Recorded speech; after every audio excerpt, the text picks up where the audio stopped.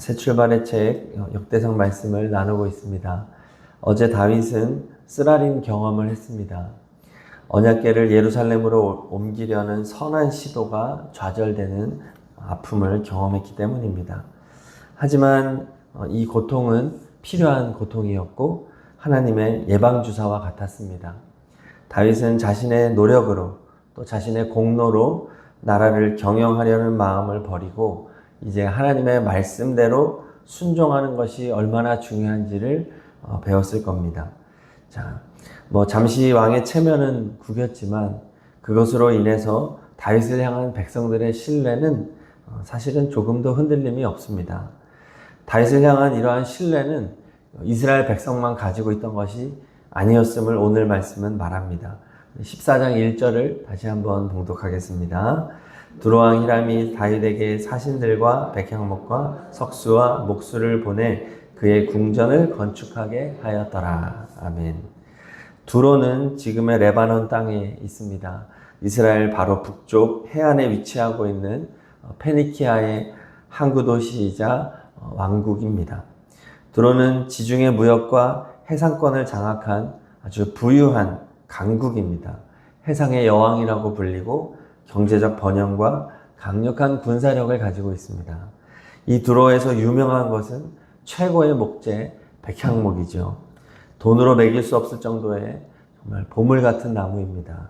썩지 않고 견고하고 그 향기가 아주 고급스러운 최상품의 나무입니다. 현재도 레바논의 국기에 백향목이 그려져 있죠. 그런데 1절에서 두로왕 히람이 다윗에게 백향목과 또 석수와 목수를 보내어 다윗의 궁전을 건축하게 했다는 겁니다.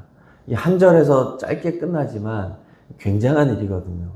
집 한 채를 지어줘도 굉장히 감사한 일인데 궁전을 지었으니 이 얼마나 많은 백향목이 사용이 됐겠습니까? 이 나무가 무제한으로 제공되는 게 아니거든요. 페니키아 이 두로 땅이 어마어마하게 큰 땅도 아니고 이 한정된 보물을 이렇게 제공을 하다니 이거 정말 말로 표현할 수 없는 겁니다. 그리고 당대 최고의 기술자들, 이 백향목을 다루려면 최고의 기술을 가진 이 석수와 목수가 필요했는데 그들마저도 다 지원을 해줬다는 것이죠. 자기 왕궁을 지는 것처럼 다윗을 지원해 주었다는 겁니다. 아무리 다윗이 대단한 지도자였다고 해도 지금 다윗은 전성기가 아닙니다. 그리고 두로보다 강력하지 않습니다. 그럼에도 불구하고 두로 왕이 다윗에게 이렇게 선대를 베풀어 주는 것은 이해할 수 없는 거예요. 그러자 다윗이 큰 깨달음을 얻습니다. 2절을 읽겠습니다. 2절 다윗이 여호와께서 자기를 이스라엘의 왕으로 삼으신 줄을 깨달았으니 이는 그의 백성 이스라엘을 위하여 그의 나라가 높이 들림을 받았음을 알미었더라. 도저히 이해할 수 없는 히람 왕의 행동을 보면서 하나님이 나를 왕으로 세워서 우리 이스라엘을 이렇게 높여주셨구나 깨닫는 거예요. 물론 다윗은 지금까지 살아오면서 하나님의 은혜로 살아왔습니다.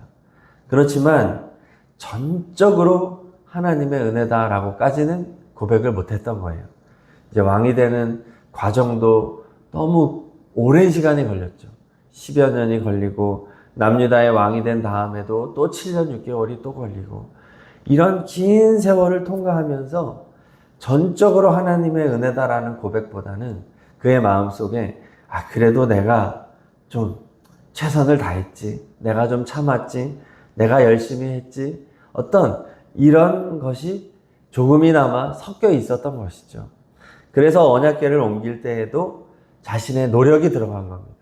군사적인 행동을 하고 어떤 이런 실수를 하게 된 건데 13장에서 그 쓰디쓴 실패를 경험했음에도 불구하고 하나님께서 이렇게 자신을 높이고 히람 왕의 마음을 바꾸어 주시는 것을 보면서 하나님이 하시는 거구나.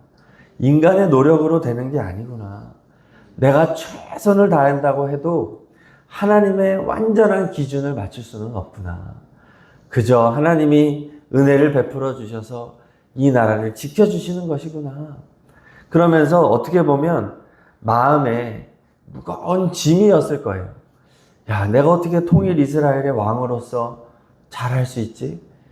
아, 이거 언약궤 하나조차 옮기지 못하는 내가 어떻게 이 큰 나라를 책임질 수 있을까?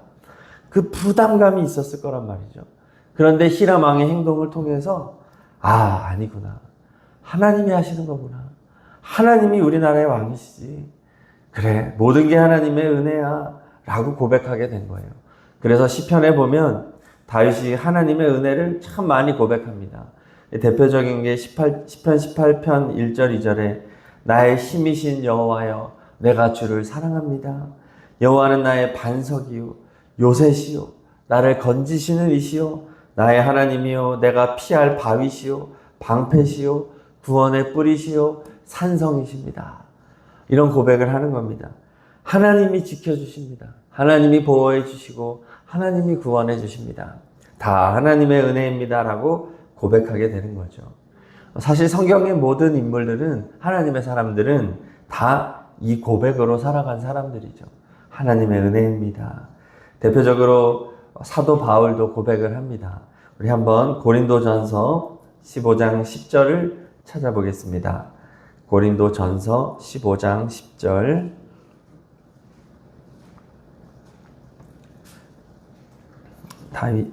사도 바울의 아주 유명한 고백이죠. 고린도전서 15장 10절 고백합니다. 그러나 내가 나된 것은 하나님의 은혜로 된 것이니 내게 주신 그의 은혜가 헛되지 아니하여 내가 모든 사도보다 더 많이 수고하였으나 내가 한 것이 아니요 오직 나와 함께 하신 하나님의 은혜로라. 아멘. 사도 바울은 어마어마한 희생과 헌신으로 하나님을 쫓았던 사람입니다. 그러나 그의 고백은 다 하나님이 하신 겁니다. 나의 나된 것은 다 하나님의 은혜입니다. 이것을 깨닫는 것이 진짜 은혜인 거죠. 우리가 인생을 살아갈 때 이것이 필요합니다. 다 하나님의 은혜입니다. 다 하나님의 은혜입니다. 인생을 살면서 우리에게 필요한 것, 하나님의 은혜임을 깨닫는 은혜인 거죠. 오늘 예배를 시작하며 찬송가 300장을 불렀습니다. 내 맘이 낙심되며 괴로운 세상 살아가고 근심하고 번민에 차고 눈물이 흐르지만 그럴 때 있지만 하나님이 언제나 함께 하십니다. 그러면서 후렴에서 반복해서 고백하는 것이 그 은혜가 내게 족하네. 그 은혜가 내게 족하네. 후렴에 3번이나 똑같은 그 은혜가 내게 족하네. 후렴마다 고백을 합니다. 하나님의 은혜로 살아가고 있지요. 하나님의 은혜밖에 없습니다. 하나님의 은혜는 넘칩니다. 우리가 이 고백으로 살아가야 될 줄로 믿습니다. 이 깨달음이 가장 중요한 거예요. 그래야 우리 인생의 무거운 짐을 다 내려놓을 수 있는 겁니다. 그렇지 않으면 자꾸만 나를 찔러요. 나 같은 게 뭐 잘할 수 있겠어. 아니면 다른 사람을 찔러요. 저 사람 때문이야. 자꾸 우리의 이것이 은혜로 살아가지 못하면 자꾸 나와 다른 상대방을 공격하게 되는 거죠. 하나님의 은혜임을 깨닫는 사람들은 겸손히 기다릴 수 있고 하나님께 다 내어 맡김으로써 진정한 평화와 자유를 누릴 수 있는 겁니다. 자, 이렇게 모든 것이 하나님의 은혜임을 깨닫는 다윗은 이제 이전과 다른 방식으로 왕의 사명을 감당하게 됩니다. 그것이 10절입니다. 14장 10절 읽겠습니다. 다윗이 하나님께 물어 이르되 내가 블레셋 사람들을 치러 올라가리이까 주께서 그들을 내 손에 넘기시겠나이까 하니 여호와께서 그에게 이르시되 올라가라 내가 그들을 내 손에 넘기리라 하신지라. 아멘. 자, 다윗이 통일 이스라엘의 왕이 됐다는 소식을 듣고 블레셋이 공격한 거예요. 그때 다윗이 어떻게 하냐면 하나님께 물어보는 겁니다. 언약궤를 옮길 때는 어떻게 했나요? 군사 지도자들과 상의했습니다. 자신의 생각대로 밀어붙였어요. 그러나 이제 하나님의 은혜임을 깨닫게 되자 이제 모든 것은 하나님의 몫이다라는 것을 깨달은 거예요. 이제 이스라엘에 벌어지는 모든 것은 내가 처리해야 할 문제가 아니라 하나님이 처리하신 문제라는 것을 깨달은 것입니다. 나의 전쟁이 아니라 하나님의 전쟁임을 알았기 때문에 하나님께 물어보는 거죠. 하나님 어떻게 하시겠습니까? 그러니 올라가라. 내가 너의 손에 넘겨주겠다. 하고 승리를 주는 거예요. 자, 그리고 또 침략합니다. 이번에 하나님의 대답은 더 놀랍습니다. 14절, 15절 읽겠습니다. 다윗이 또 하나님께 묻자온데 하나님이 이르시되 마주 올라가지 말고 그들 뒤로 돌아 뽕나무 숲을 맞은편에서 그들을 기습하되 뽕나무 꼭대기에서 걸음 걷는 소리가 들리거든 곧 나가서 싸우라. 너보다 하나님이 앞서 나아가서 블레셋 사람들의 군대를 치리라 하신지라. 아멘. 참 재미있는 성경 구절입니다. 하나님께서 전쟁의 작전을 다 짜주시는 거예요. 감독이 되셔서 축구 경기를 하면은 이렇게 그 판때기 하나, 그쵸? 축구 경기장 모양의 판을 들고 선수들 이렇게 막 이렇게 이름 같은 거 있으면 선수들한테 보여주면서 야, 내가 얘기했잖아 하면서 너 여기 서란 말이야. 이렇게 하면은 이렇게 돌아 들어가면은 이렇게 뛰어 들어가서 이렇게 때리란 말이야 하고 이제 작전 짜주는 장면이잖아요. 감독이 되셔가지고 하나님이 지금 이렇게 작전판 들고 야, 이렇게 뒤에 있다가 숨었다가 기습하란 말이야. 얼마나 친절하신 하나님이에요. 하나님이 이런 분이라는 거죠. 다 안내해 주시고 승리할 수밖에 없는 전쟁을 치르게 하는 거예요. 근데 그동안 이스라엘은 또 앞으로 이스라엘의 문제는 뭐예요? 이걸 안 한 거예요. 이 좋으신 하나님한테 이 기회를 안 주니까 자기들끼리 그냥 치고받고 싸우니까 하나님이 개입하실 자리가 없었던 거죠. 자, 그런데 여기도 보니까 15절에 뽕나무 꼭대기에서 걸음 걷는 소리가 들리거든 이라고 합니다. 아니, 나무 꼭대기에서 무슨 걸음 걷는 소리가 들릴까요? 바로 하나님의 군대의 행군 소리를 상징하는 겁니다. 하늘에서 하나님의 군대가 행군할 것이다. 이 소리가 들리거든 나가 싸워라. 그러면 이미 그 하나님의 군대가 먼저 싸우고 있을 거야 라는 거죠. 내가 싸워줄 것이다. 그러니 결과적으로 작전 다 짰지만 골은 내가 넣어줄 거야 이거죠. 너는 그냥 싸움하는 신용만 해. 그냥 나대지 마 이거잖아요. 그렇죠? 너 그냥 네 힘으로 싸우려고 막 선봉에 서지 마. 숨어 있어. 그러다가 내가 나의 군대를 보낼 테니까. 내가 용병을 보낼게. 그러니까 우리나라 대한민국 싸우는데 저기 유럽의 최고 선수를 내가 보내줄 테니까 너는 뒤에 이렇게 숨어 있어. 그러면 골은 내 선수가 넣을 거야. 용병이 넣을 거야.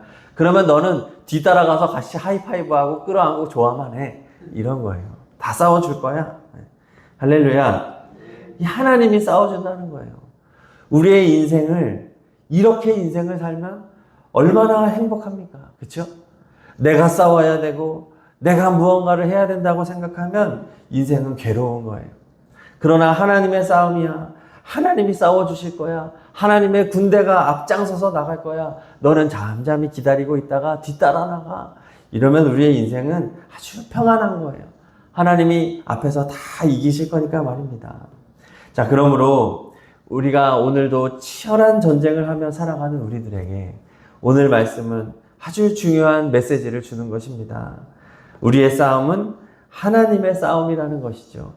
나의 노력, 나의 지혜로 싸우면 실패할 수밖에 없다. 모든 것이 하나님의 은혜임을 고백하며 하나님께 맡기라는 거죠. 하나님께 기도하라는 것입니다. 그러면 하나님이 먼저 싸우시고 우리에게 승리를 안겨주실 것입니다. 그리고 드러나 있진 않지만 이 하나님의 군대의 선봉장이 누구겠습니까? 예수 그리스도이시겠죠. 총사령관이신 예수 그리스도. 주님께서 우리 앞에서 싸우신다는 겁니다. 우리는 예수님의 그 행군 소리만 잘 들으면 되는 거예요. 주님의 군대가 나아가는 소리를 잘 듣고 주님의 뒤를 따라가면 놀라운 승리를 경험하게 될 줄로 믿습니다.